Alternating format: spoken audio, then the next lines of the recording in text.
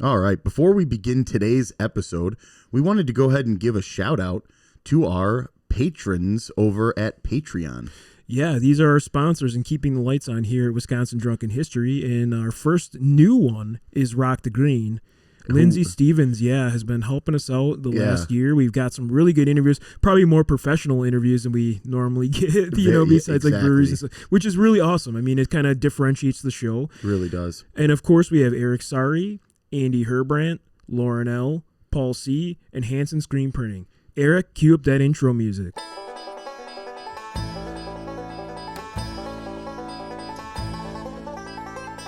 Hey, welcome to the Wisconsin Drunken History Podcast. We are your hosts, Eric Sturgeon. And I'm Russell Sari. This podcast is about all things Wisconsin: history, music, culture, and beer. Although we don't often use strong language, the content is not intended for young audiences, so listener discretion is advised. If you love the bluegrass music you hear in this intro, please check out Dang It's from Madison, Wisconsin by visiting their website, dang-its.com. Now on to the show.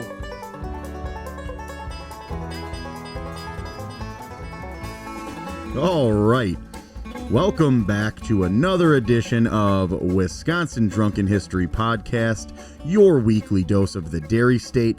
We are, of course, your hosts, Eric. And I'm Russ. And hey, we are in October, and we always love to focus on some really cool stuff, obscure, strange, random occurrences from the state of Wisconsin that all kind of have to deal with Halloween, the occult and the spooky and the weird. So, we want to keep that true. We know we missed the October 3rd, but that was an episode that we had been planning for quite a while and didn't even really think about when it would be released. But hey, we're going to give you an extra Halloween episode that I think will actually go into November. Yeah, the cool thing is it's going to be right on like the 31st, I think, when it's released, to be honest, which is super cool. So. It's going to be great either way.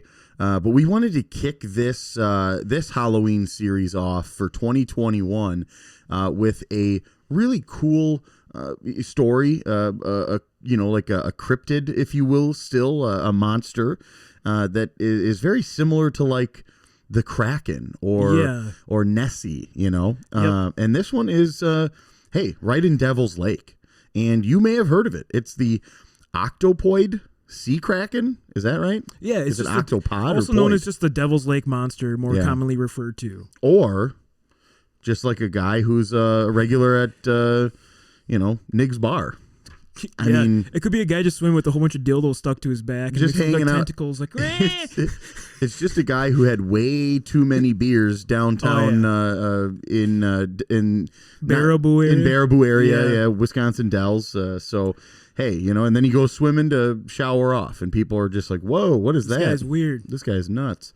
So before we really jump into that story, we of course want to just go ahead and thank you guys for listening and everything that you do. We've had a lot of individuals reach out and not only give us really good feedback, but also just let us know new stuff that they want to hear, and we really encourage everybody to do that. Our website, WisconsinDrunkenHistory.com. That's where you can find all the contact information. You can send an email right through that site. So best place to go. Hey, and while you're there, go shopping. We've got the TeePublic site link right on there where you can find all of your Wisconsin Drunken History merchandise with our logo. And hey, sweaters and sweatshirt, it is that weather now, at least generally until about 8 or 9 o'clock in the morning. And then all of a sudden, I don't know what the hell happens. It turns 80 degrees. Yeah, everyone, we just want to say thanks. It was great to meet a lot of you out at the 5th anniversary. We had a blast dancing it up, helping out as much as we could. It was an amazing time, yeah. Yeah, we met a lot of fans out there. It was so cool to meet a lot of you guys and actually see your faces, not just having to listen to us all the time. So yeah, we got a chance to meet a Purba, and that was amazing because for the last year and a half or whatever that we've been doing this, there hasn't really been live events. Yeah. So this was really our first opportunity, it seemed, to physically meet some of you in person, which was great. And then all of the individuals that we've been working with on these special episodes with Rock the Green, we got a chance to meet all of them from all of the different nonprofits and different organizations. The Roddy Will Piper Piper. Will Piper, blogger Lindsay. Will Piper. So it was great. Very cool. So thank you for showing up and supporting Valley Week in third space. That was amazing. So, hey, we also wanted to say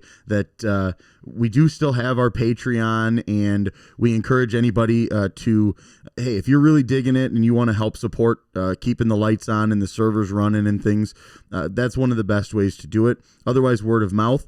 Also, rate, like, subscribe, review, and stuff on the Apple Podcasts and all that. That's all, stuff that, hey, we've said on a million shows. We're probably going to continue to say on all the ones coming up.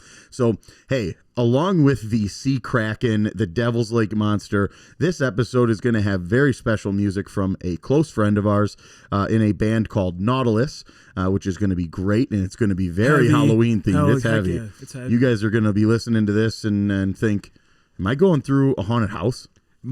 You might be. So, and then we also have a very special interview with Runaway Micro Pub and Nano Brewery. Really excited about this one. Actually, some of our fans are telling us about this coming up in Burlington. And they said this is a really awesome place we need to check out. So we're really excited to have them on the show. Yeah, this is going to be a really hot one. So, Russ, why don't you tell me a little more about this Devil's Lake Monster? Yeah, so there was like a report that I had to report on. I have to first thank Rob Morphy of the Cryptonaut podcast. He's like a writer of a lot of these cryptid things, and he actually covered a lot of Wisconsin, just weird occurrences that happened here. So shout outs to Rob. Thank you.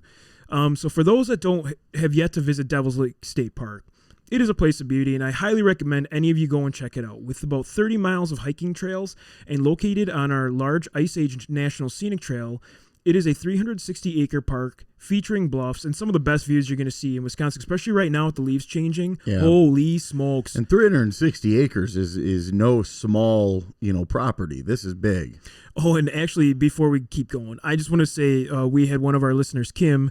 Anytime I say holy smokes, you got to drink a beer. Yeah, it's a new game that we You might have to slam a beer. You might have to grab a fridge brick, crack it, and go down. David Gruber it. So yeah. If you hear the holy smokes, you know what you need to do there. So you're going to be bombed by the end of these podcasts. Yeah, you're going to be done. So this is all due to the carving of the park from the last Ice Age seating and giving us this amazing area. It has swimming beaches, paddling, hiking, camping, climbing, picnic areas. They have a gift shop, small restaurant, and just one of my favorite places to visit. Husker do's, Husker don'ts, with or without the scooter stick. That's all you carry is snakes and sparklers. That's what I like. That's all I like.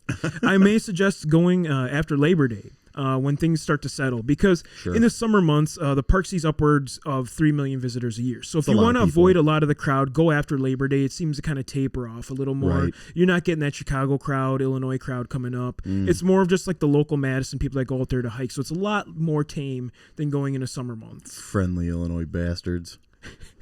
Woo. So just as a local's knowledge, and you can get to see the leaves change color, like I said. The views are spectacular. You can go up on the East Bluff. You can see over the entire thing. You can see the Devil's Rock and look out at the water, and you can just see all the colors, especially right now. Everything's kind of changed. It's a good time if you can get out there in the next couple weeks. I think now for most of the state is peak. And then in the next couple weeks, it's going to sort of start to die down. My drive up to the studio is pretty damn colorful. So nice. It's pretty awesome. So though we don't want to scare any of you of going into the depths of the water, but we want to talk about the horror that lies beneath the water. Maybe some of you seen it, maybe some of you haven't. And if you have seen it, you're probably not alive.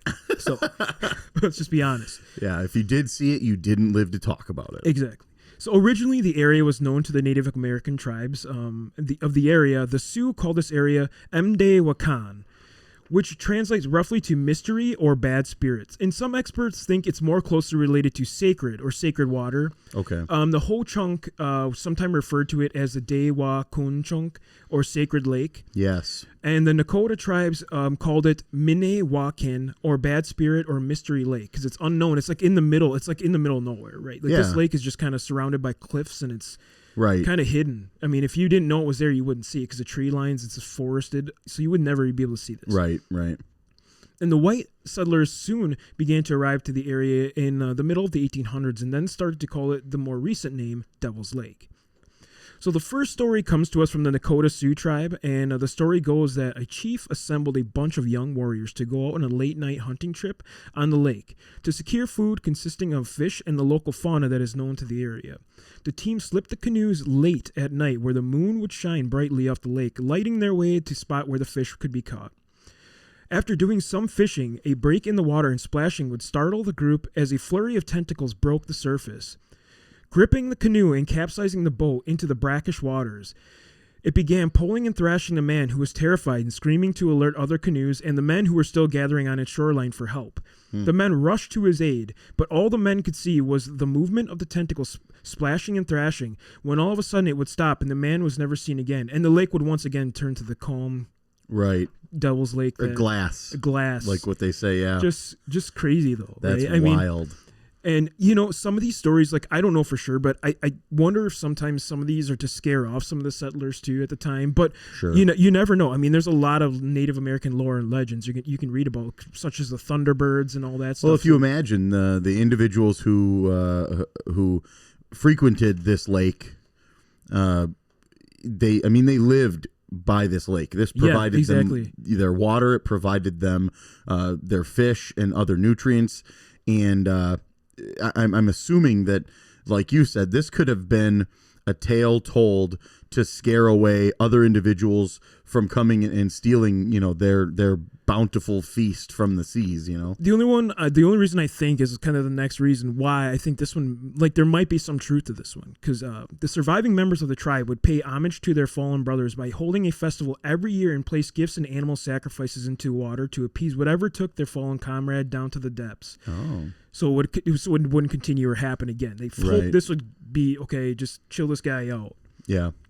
To this day, the tradition does continue, but does not have, like, sacrificing animals, and is more modernized picnics and a celebration of the tribe legends and traditions.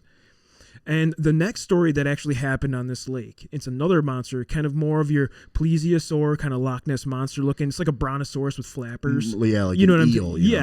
Like a creep dog with some flip dogs on. Oh, yeah, because I guess, you're okay. So, Nessie wasn't necessarily an eel. It just had a very long giraffe neck. Yeah, I mean, the best way to put it, it's literally a brontosaurus with flippers instead of legs. I mean, that's basically what a plesiosaur is. So, wow. Yeah, so the next story comes from the Christian missionaries who came to the area and arrived on the shore and were greeted by the Nakota. The Nakota described to the missionaries of the monster they dubbed Hokuwa, a large fish-like creature that was exposed on the muddy banks of the area. The animal being described more of a plesiosaur, or for those that don't know, like we said, the Loch Ness monster is probably the best way to describe it. Everybody knows Nessie, right? Yep. So the entire tribe, of course, were startled, just watching the creature as it flopped and rolled and writhed, trying to free itself from the exposed muddy bank. And due to the legend, not even the bravest of men would approach the creature and believed it to be an Unktiz Zina, or evil spirit infused with a lizard beast. Ah. And after watching it for days, it was eventually able to free itself from the banks and would return to the depths of the lake. But since the 70s, sightings of the large creatures on the lake have been reported. Even today, there's been some more recent ones. And so next time you go to this lake, keep an eye out and ear open for any of these beasts, and be careful paddling into the depths of Devil's Lake. So, Eric, what are your thoughts on these? Like, do you have any take on what the heck is going on here? Yeah, I think, within, the last, especially since the last Halloween series, when we kind of talked about all the different occult and weird stuff, is it just, tales told in order to scare kids or scare other settlers from, settling on their property or whatever. But also it could just be drunks. I mean, drunks. Yeah. Who knows, man? And also, I mean, if you've been, fishing early in the morning before or late at night, if you've ever just taken a walk down by any lake, there are fish that will, jump out of the surface of the water, and turtles that do the same damn thing. I mean, I always kind of lean towards there's an explanation for everything. I am too. So. And it's not, this monster, So it's kind of cool. We have two monsters, kind of more of a Nessie creature and more of an octopoid creature. Right. And, the tentacle damn thing that's wild. I heard recently about the Loch Ness monster. There was a theory that, I don't know if anyone has seen a whale wang, but it kind of looks like the Loch Ness Monster head when it's out of the water. Like it's a beef. So like, you think it's a I think it's a whale dick turned upside down? Yeah, just showing his package. Whoa. Check this bad boy out. Yeah. And, you know, maybe he's just hung like the whale horse or whatever. You know, he's just like the man of the lake. He's just showing. And I mean, who am I to try to disprove that? You know? I don't want to disprove that. You want to know what? I'm not going to grip on it and make sure what it is, you know? Is that the explanation we've all been looking for? Is it a whale dick? Everything's a whale dick. Probably just a whale that is well endowed. Yeah, he just might have a sweet package, like all these sea serpents and stuff. Like maybe they're just huge whale wangs hanging out of the water, you know? I mean, I don't want to find out. I'm not going to get squirted on. I'm just trying to get through the water, right? Like, I don't need to get the skeet on my shoes. I'm not trying to confront this whale. Yeah, all right? I'm not confronting the Loch Ness Monster or a dick. I'm not going to get into a pissing match with this guy, all right? Cock or Loch Ness, I'm not touching it. Yeah, so Cockness. Cockness Monster. Oh, smash. That's awesome. So, all right, that's going to conclude the main segment. And now on to our music segment. So, yeah, our music segment today, as we kind of mentioned at the top of the show, is a close friend of ours from high school. And that's Brian McCabe. Yeah, awesome guy. I know he has his photography right now, yes. Brian McCabe Photography, where he's capturing these amazing photos at the Sylvie, the Majestic, you know, just phenomenal. I mean, the guy is like an artist when it comes to photography. Yeah, so absolutely. And, if you need to hire him, I'd recommend it for weddings or whatever. He's for sure. Incredible. The absolute amazing still images that are somehow brought to life just by... You know, even though they're not, it's not a video, but you can totally tell the emotion and all of the different senses just by looking at this picture. Oh yeah, you're almost brought to that concert or whatever. So.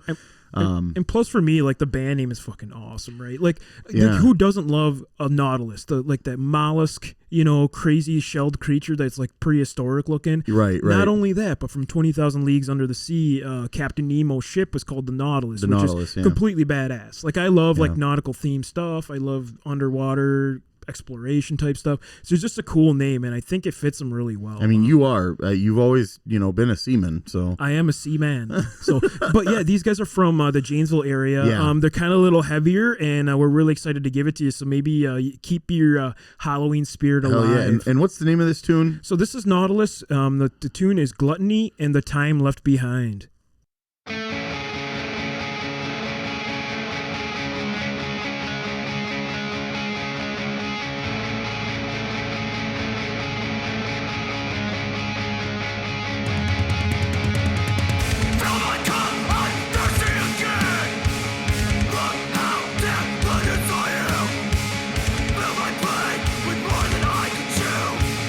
Watch your glass as it's spilled upon you.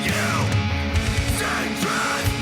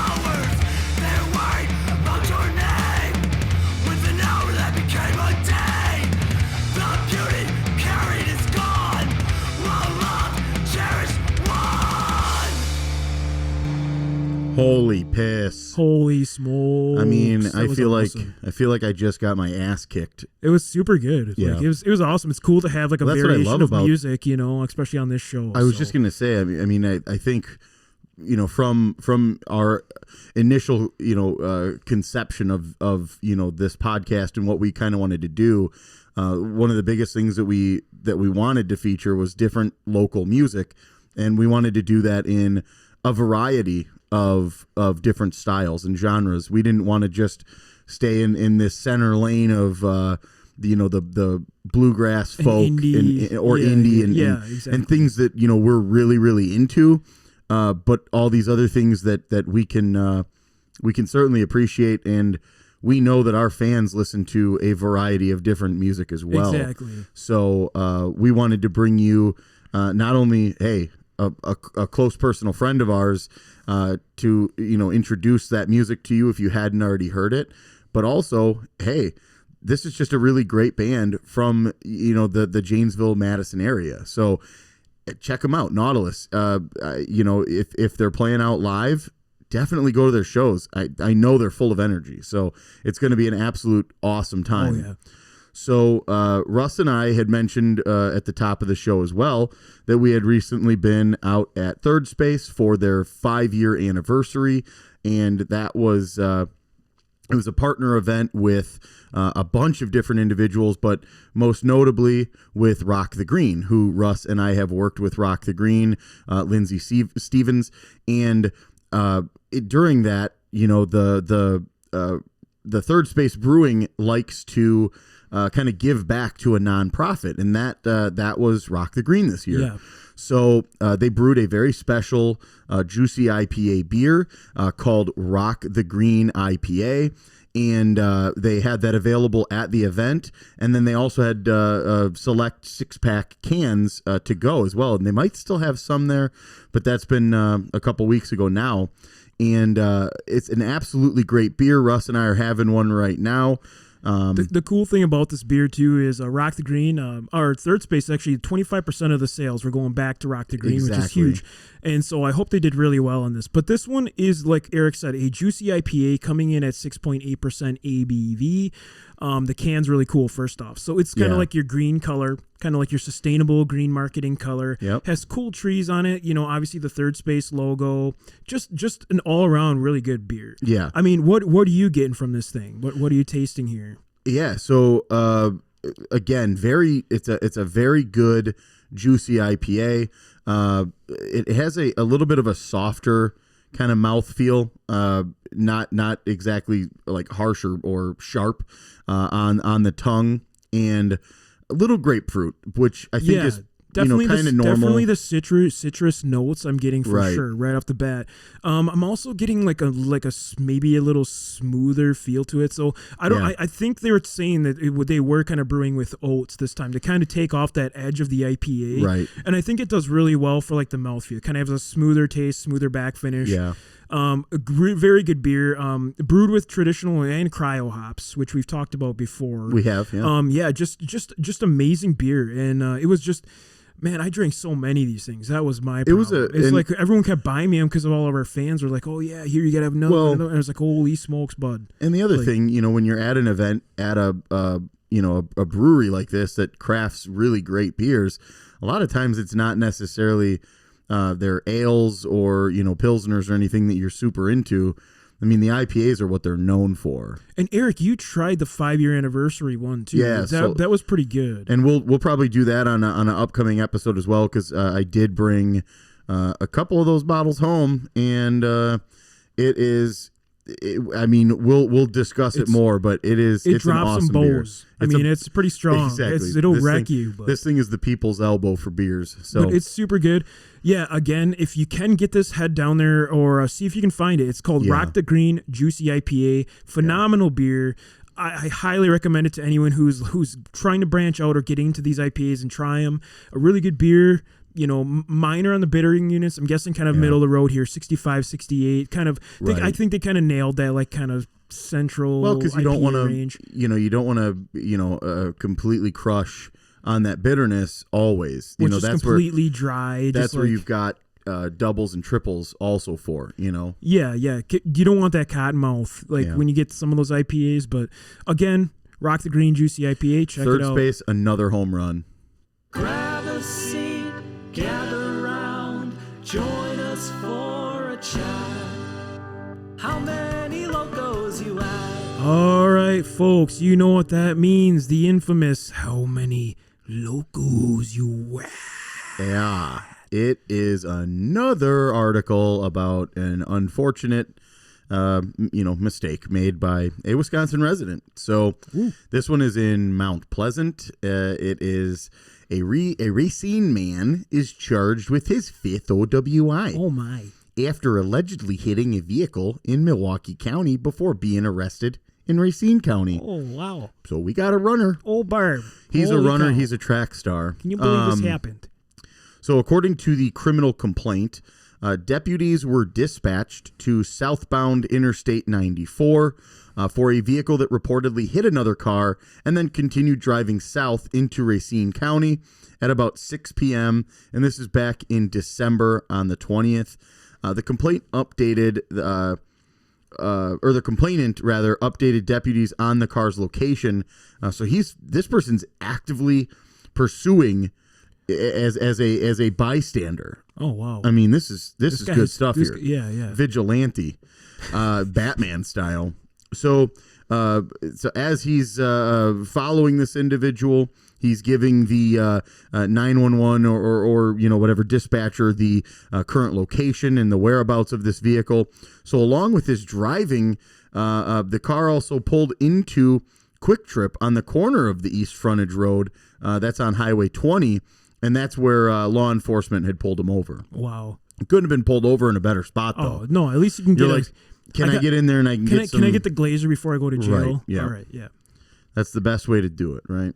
So the driver, who had been identified properly, had a driver's license and stuff, had some red eyes that were definitely watery and definitely glossy. Ooh, wow. He might have been smoking some of that he may have green, been. too. He might have been on top of the booze. The old devil's lettuce there. Holy cow. Deputies reported that they could smell alcohol coming from the vehicle. Oof. So his vehicle's drinking too, which is awful. Yikes. You don't ever want to get a car that drinks. So this actually happened on the 2300 block of Thor Avenue, where the driver was asked to get out of the car and take a sobriety test, as well as a preliminary breath test. He did not pass any of the tests and blew a .108. Ooh. So we've got some really good information on this one. Yeah, actually, we got a lot of information. We don't usually get all of the checklist. So after reportedly stating he had been drinking and had a drinking problem, the individual was arrested for operating a vehicle while impaired. And that is his 5th OWI, like we mentioned. And those other previous offenses happened in the year 2000, 2006, 2008, and 2013. Okay. So, Russ, we've got pretty much everything we need. we got everything we need here. So, yeah, 0.108 gives a good indicator. Obviously, he's not... He has a drinking problem. He states it right out. Yeah, he says... He's like, I'm drunk. I drink a lot. Yeah. So... And the red watery eyes, there might have been some lettuce involved, some of the devil's green, if you will. And maybe he's on a binge. He's just going huge. He's been drinking for more than just today, and that can cause red watery eyes, glossy kind of. 0.108 at 6 p.m. So he started reasonably early afternoon, and he's been carrying it for a while. Yeah, he's been feeling it. He's coming down with those red watery eyes too. That's the thing. So That's he's the coming come down. So this isn't even peak season here. I was just going to say, so at the height of his day, he was into the the 0.2, 0.3 range maybe, Yeah. So any higher than 0.3, he probably would have been. Yeah, you'd have buried him. I mean, it's insane. Another quick trips involved too. Have you noticed the theme here? There's a lot of quick trips and DUIs going on. I mean, it's like the gas station to go to, though. I was just going to say too that who doesn't go to a quick trip? The more quick trips you put in the state, the more OWIs are going to be involved here. Yeah, exactly. And Russ and I just want to go ahead and say we are all for more quick trips. Oh God! If I was running for office, One of my main campaign items would be more Quick Trip. More KTs. More KT. And what I'm saying here is, we've got a great amount of information. 5th OWI over the course of really not that long, 21 years. And the fact that he states he's got a drinking problem, so he's well aware of this issue, yet doesn't do anything, decent about it. I mean, we're talking about, this is the year 2020 when this happened. Uber, Lyft. Oh yeah, everything was available. Any sort of vehicle service like that, please. What the fuck? I mean, the fact that he's a .108 and he drove from Milwaukee to Racine, so that's an hour to come down. So I'm actually going to go a little higher on this because I think he was pretty drunk when he hit that car. And he failed all of the other tests as well. So I got a number. I mean, I'm good. I got my number. What are you thinking on 3? Not yet. I need think a about moment. It a little bit. Yeah. Yeah, why don't you talk to the kids and I'll think about it for a second. Yeah, I mean, like, you just got to kind of break it down a little bit. He hit a car, so he was almost at blackout point, but he wasn't blacked out. He didn't fall asleep. He didn't go down. Mm-hmm. He has experience. So therefore, I'm dropping it, from the blackout stage, the 4 can. I'm dropping it a little bit, which that's where I'm at right now. And I got my number. I know exactly what I'm going for here. So I have an idea, but I don't know. Can you survive this number that I've got in my head? You got a big number? I think so. Okay. Well, let's do it. We'll meet in the middle. On 3, and then we'll discuss where we're at. Okay. 1, 2, 3, 16. 20. Okay, so we got to meet in the middle. 18 loco. He's like, he survive he that. did black out at his max peak, so he hit 16 loco no matter what. Because the blackout, when he hit the car, he's like, oh shit, I need to wake up, and maybe smacking himself in the face a little bit. So yeah. And isn't that funny that something like that can almost instantly sober you up to a degree? Yeah, because you're like, oh shit, I'm gonna get in trouble for this. Like, your driving isn't gonna get significantly better. And if it wasn't for the rat man, if you will, the guy who followed him all the way to Racine, like this guy might not have been caught. Like he could have got away. He could have hit that car and just kept driving off. But he's donezo now. Which is a shame because you hit a car. Imagine that guy whose car is parked. That would suck. And then he walks out in the morning, his car and maybe the guy. Maybe he was also out drinking that night, but left his car at home, and he did the right thing. He called Uber or Lyft or whatever, or maybe he got a ride home from a sober driver, and then all of a sudden he comes out and his fucking car is still hit, and he's like, "Are you kidding me, man?" Right. And so I mean, I really feel for all of the individuals that could have been hurt by this, and then also the individual who got his car wrecked for one night, a little fun for this guy. And he's got this big of a record here. So let's go meet in the middle then. We're going 18 loco. 18 loco. It's on the gavel, Eric. All right, today we're here with Bernard from Runaway Micropub and Nano Brewery in Burlington, Wisconsin. How are you doing today? I'm doing well. Thanks, guys. Yeah, so first off, can you give us a little information about how the Runaway Micropub got started and just a little background on you guys? Yeah, sure. So I was an avid home brewer for about 15 years. I also own a property management company, which we house our offices in kind of the historic district in Burlington, Wisconsin, and outgrew our building and moved out of it. And during that time, we, like a lot of small town Wisconsin historic districts, we had a lot of empty storefronts because everything was kind of moving out towards the bypasses that go around the small towns. So I was on my way up to Canada fishing and decided to write a business plan to do something for the community with the building, and came back with a Nano Brewery business plan and talked my wife into rolling with it. Awesome. Hey, and she agreed to it. You can't beat that, to be honest. Exactly. So cool. It wasn't a yes on the first date, but a couple glasses of beer later, yeah. Oh, awesome. And so we got to ask, too, is there any new brews we need to check out or any brews you recommend us come and check out? Yeah. So one of the things we do here is we like to partner with a lot of other local businesses in the area. So a couple of the cool beers coming out now, we're rolling into fall. We have a Graf beer. So a Graf is kind of a different type of beer. It comes from a Stephen King novel, but it's a partial malt beer, and then you bring in some apple cider into the boil. Oh, nice. And we get all fresh apple cider from the Brighton Woods Orchard, which is just right outside of town here. So, yeah. So that one's really cool. Yeah, funny thing on the graph, that's from the Dark Tower series, correct? I'm kind of a nerd too, so. Correct. Yeah. Yeah. I'm not even a Stephen King nerd. It's just somebody who's like one of our customers brought in the idea. Oh, cool. And, That's I awesome. know the guy who owns the orchard, and we just rolled with it. Awesome. And then, I love that. Yeah, it's super cool. And then, where else were you going to go on your next beer here? We're excited to hear. The other things we're moving into is kind of some darker beers. We got our peanut butter porter we'll be working on. And then also like a salted caramel pastry stout. So kind of a nice winter warmer moving into the cold weather. Yeah. A beer we just put on tap, which is really popular, is what's called a Grotzer. So a Grotzer is a Polish smoked wheat ale. And it has some really cool history about how it came about, where they had these farmers in Poland had this wheat they didn't know what to do with. So they smoked it and made beer with it. Awesome. So, yeah.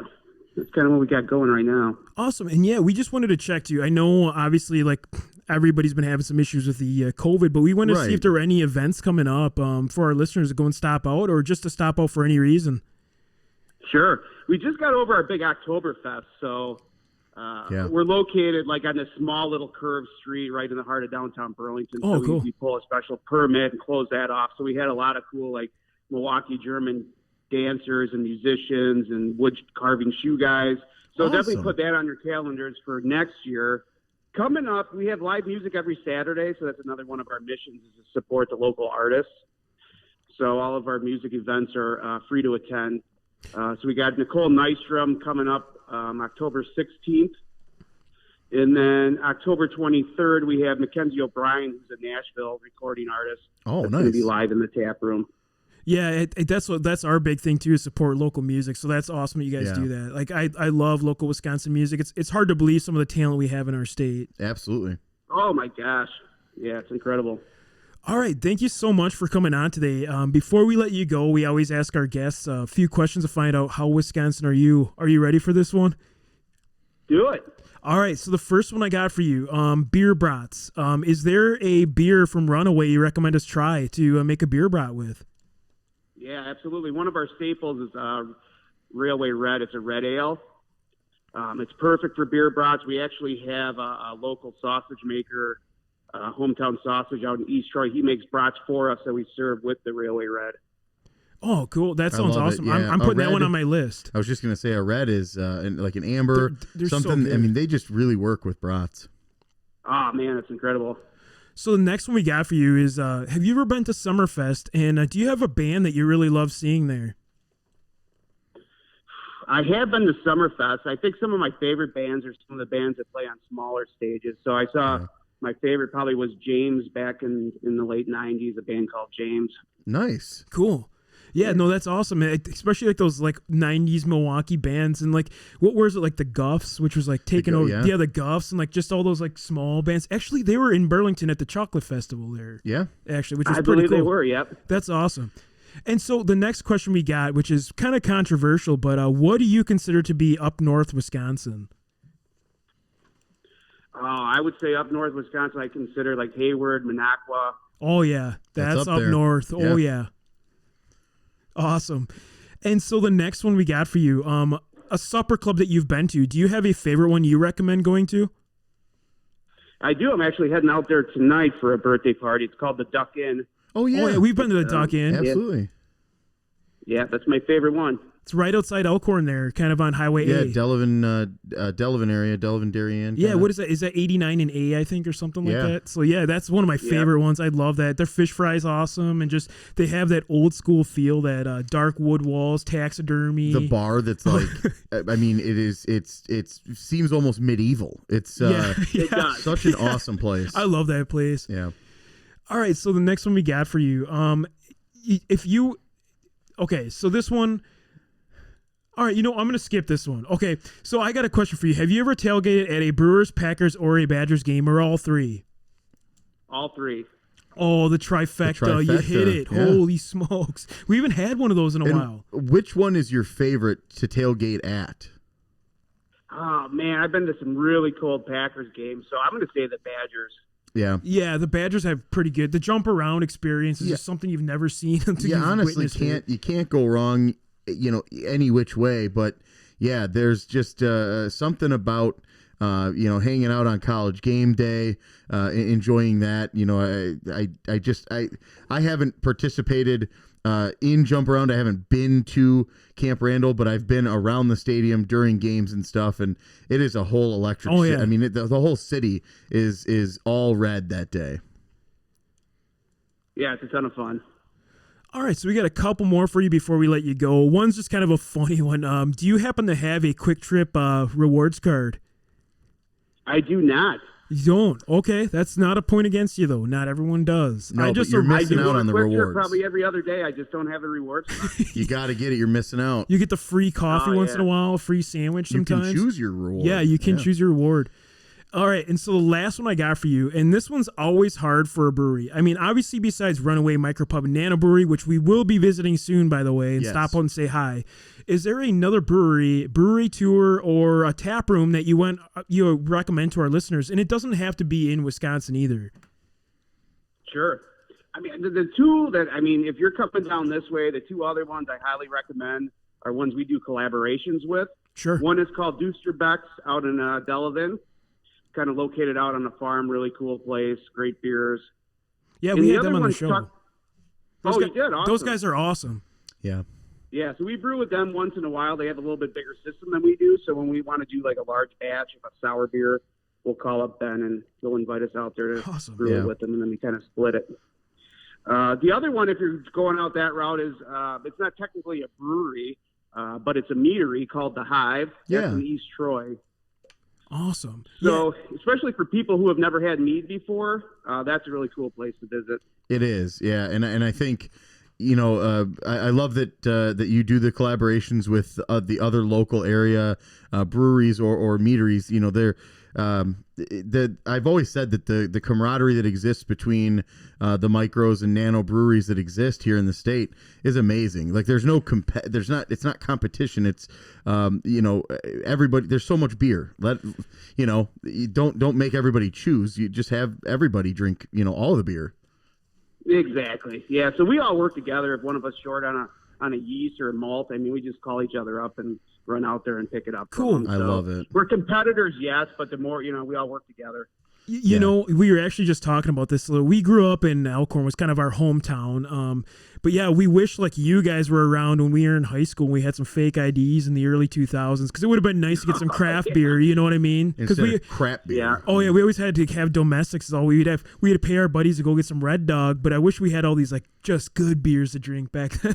Like it's just awesome. We don't see a lot of underage people trying to get in here because I just don't think they want to spend $6-7 for a beer. Oh no, not at all. They're not rich, Yeah, exactly. Yeah. They're moving shopping carts around, making $5 an hour. Exactly. Or so.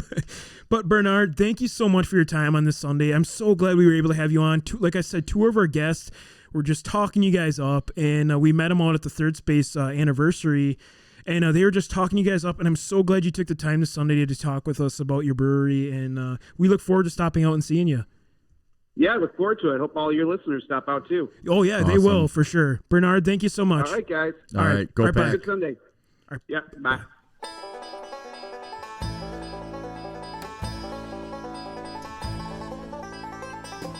All right, that concludes this episode of Wisconsin Drunken History Podcast. If you enjoyed this vulgar display of Wisconsin, please like and subscribe on whatever streaming platform you prefer. And remember to hit the bell on YouTube to be notified when we release new content. Also, if you have any suggestions or ideas for future episodes, please send us an email at widrunkenhistory@gmail.com or head over to our Facebook and Instagram pages. Thanks again for listening, and remember, as always, watch out for deer on your way home.